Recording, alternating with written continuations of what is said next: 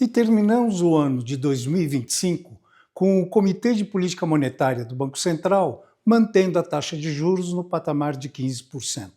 Apesar das projeções logo no início do ano indicarem uma taxa menor, infelizmente ficamos nos 15%. E mais ainda, a própria ata da reunião ela especifica de maneira bastante clara que, muito provavelmente, na primeira reunião em 2026, o Copom ainda manterá essa taxa de juros de 15%. A razão básica, e talvez a principal, é de que a política fiscal, ou seja, a execução do arcabouço fiscal, ela ainda não está dando sinalizações de muita firmeza. Então isso deixa realmente os integrantes do Copom um tanto quanto que preocupados com relação àquilo que possa acontecer, principalmente no que diz respeito aos gastos do governo.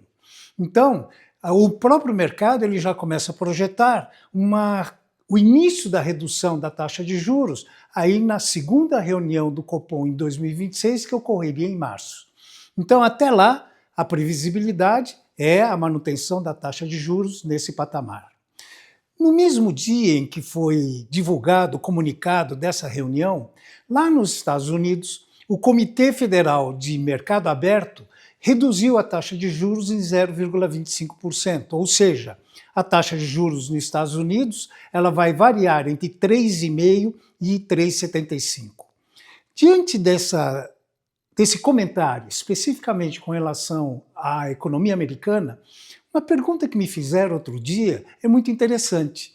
Perguntaram, bom, se é o Fed, o Federal Reserve, ou seja, o Banco Central norte-americano, definindo a taxa de juros dentro de um comitê denominado mercado aberto, a pergunta foi, por que mercado aberto? Mercado aberto não é coisa do mercado financeiro?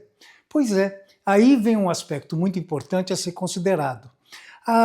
O mercado aberto, também conhecido como mercado monetário, é justamente o ambiente em que os bancos centrais realizam a sua política monetária.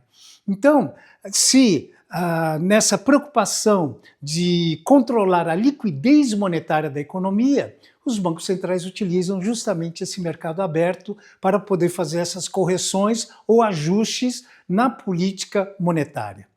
E aí, então, voltando à nossa realidade, dentro dessa perspectiva, então, reforçando apenas a possibilidade da manutenção da taxa de juros nesse patamar de 15%, tudo dependendo, claro, de como o governo vai controlar os seus gastos, principalmente no ano eleitoral.